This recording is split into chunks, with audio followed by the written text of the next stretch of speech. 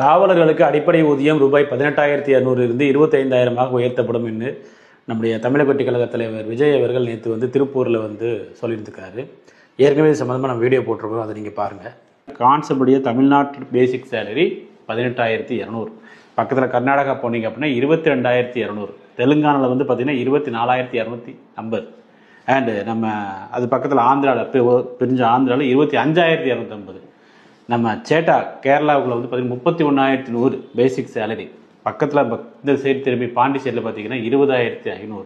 So இந்த election இந்த காலகட்டத்தில் அரசியல் கட்சிகள் இவர்களுக்கு நம்ம எதாவது நல்லது செய்யணும்னு சொல்லி ஒரு மேனிஃபெஸ்டோவில் கான்ஸ்டபிளுக்கு நாங்கள் பேசிக் சேலரி அதிகப்படுத்துவோம் அப்படின்னு சொன்னாங்கன்னா மிகப்பெரிய ஒரு வரப்பிரசாதமாக இது அமையும். நன்றி.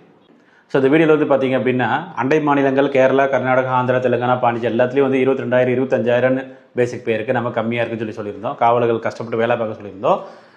விஜய் அவர்கள் நம்முடைய கோரிக்கையை ஏற்று 18,200 25,000 வரை அப்படிங்கிற மாதிரி அவர் அனௌன்ஸ் பண்ணிக்கிறது உண்மையிலே காவலர்கள் மத்தியில் மிகப்பெரிய ஒரு மகிழ்ச்சியை கொடுத்திருக்கிறது.